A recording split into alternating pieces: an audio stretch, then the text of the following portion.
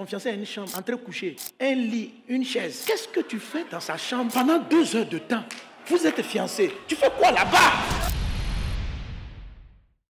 Si vous prenez l'exemple, vous allez voir, la plupart des chantres, le plus souvent, soit ils ne travaillent pas, soit ils ont un travail peu rémunéré. Il dit quoi? Je vais bâtir la maison de Dieu. Jésus a dit, le zèle de ta maison me dévore. La Bible dit, n'abandonnez pas vos assemblées. Assemblée des chantres. Imaginez que le gars, il jouait au piano dans l'église. Maintenant, il est devenu ministre des Finances. C'est comme si tout le monde va trouver normal que son service dans la maison de Dieu, il le suspende. Donc, Dieu me dit, mais attends, j'ai fait l'erreur de te mettre ministre ou quoi? Pourquoi vous pensez que plus vous êtes grand, plus servir à l'église est avilissant? Pourquoi? Quel est ce genre de sentiment? C'est pour ça que Dieu ne nous élève pas à un certain niveau. C'est pourquoi on a très peu de bons chrétiens ministres. Parce que Dieu a l'impression que toi et puis la maison de Dieu, ça sera une autre histoire. Il y a déjà, ils chantent ici. Le jour où on les met directeurs, ils sont des fidèles de la foule. Ils ne participent plus à bâtir la maison de Dieu. Venir s'asseoir à un culte, ça ne bâtit pas l'église. Ça vous permet de recevoir le service de l'église. Bâtir une église, c'est travailler dans les départements, c'est travailler dans les groupes, c'est travailler à l'accueil. C'est quand on dit on va construire là, tu construis. Parce que la maison de Dieu, c'est une famille. Tant de gens n'ont pas la deuxième balise. Il faut que tu serves Dieu. Il faut que tu rentres dans les tribus.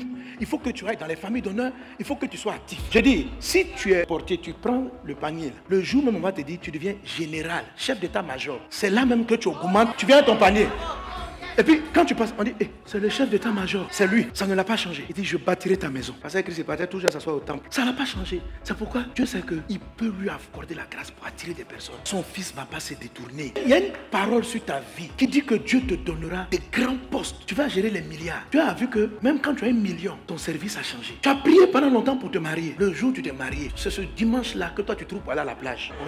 Dimanche suivant, week-end avec mon conjoint. Écoutez, très souvent Dieu ne vous marie pas parce qu'il ne sait pas ce que vous allez devenir. Donc même à ton futur mari, il faut lui dire, regarde, je suis une servante de Dieu. Si tu veux me marier, il faut savoir que je vais me réorganiser pour avoir du temps pour toi, pour avoir du temps pour les enfants. Je vais me réorganiser. Mais ne me prive pas d'être participant de la construction de l'œuvre. Ne me prive pas. S'il ne veut pas, tu dis ça c'est mon alliance. Le Dieu qui m'a promis le mariage, il m'a dit, il m'a pas demandé une condition. Moi-même, j'ai compris que je ne vais pas m'éloigner de sa maison. Je vais bâtir. La prière qu'on appelle le vœu, si tu là, c'est pas pour acheter Dieu. Dieu n'a ni besoin de ton argent, ni besoin de ton temps. Mais il a donné ce qu'il avait de plus cher. Jésus, qui est mort pour toi, pour que tu ailles au ciel.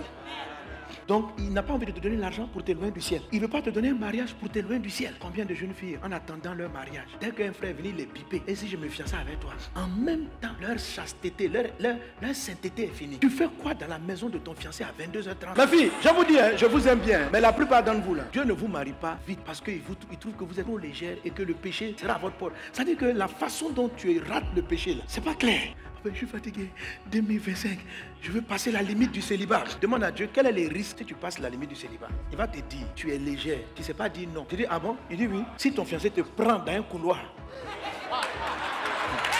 toi là, ma fille, tu vas chuter. Tu dis, ah bon? Il dit oui. Donc tu leur dis, ah papa, qu'est-ce que je dois faire? Il dit, il faut baliser et puis tu vas passer la limite. Les gros adultères là, c'est pas la nuit, ils font ça. C'est entre midi et 2. Quand c'est la nuit, tu rentres là, tout le monde soupçonne. C'est que je ne dois jamais me retrouver dans une situation compromettante qui peut perdre les gens. Ton fiancé a une chambre, entre coucher, un lit, une chaise. Qu'est-ce que tu fais dans sa chambre pendant 2 heures de temps? Vous êtes fiancés. Tu fais quoi là-bas? Dieu a vu ça et Dieu a brisé vos fiançailles et depuis là il t'a bloqué. Tu dis papa, ta fille est fatiguée, elle veut se marier. Il dit ma fille, je préfère que tu ailles au paradis, que l'impudicité entre dans ta vie. C'est à cause de ça, c'est à cause de ça. Donc toi et Dieu vous devez dire, quand je serai fiancé, comme moi mais je sais que je ne suis pas forte, je ne rentre jamais chez lui. Je reste à 10 km de sa maison. Attends, moi j'ai fait ce vœu là. Parce qu'au début de ma vie, quand j'étais païen, j'avais le problème de sexe. Donc j'ai dit à Dieu, j'ai des garde-fous. Et j'ai prié par rapport à ça. Je ne m'assois jamais avec une femme, c'est pas ma femme, côte à côte. C'est-à-dire que quand je conduis là, ma petite soeur me met là, elle me met un jour, elle venait dire, je vais monter. Je dis, hey, Yasmine, j'ai une alliance avec Dieu. Aucune femme n'aime mon voisin. Elle dit, non, mais c'est ta petite soeur. Elle dit, mais tu es ma petite soeur, mais le monde même, c'est pas que tu es ma petite soeur. Si on se voit là, on va faire quoi? Amen. Tu comprends? Rien ne peut se passer, c'est ma soeur. C'est évident. Mais c'est juste ce qu'on appelle mettre un rocher et mettre de l'huile là-dessus. Et puis prier. C'est juste de la protection. Il faut avoir des balises. Et puis avec vos dîmes. Que Dieu vous bénisse.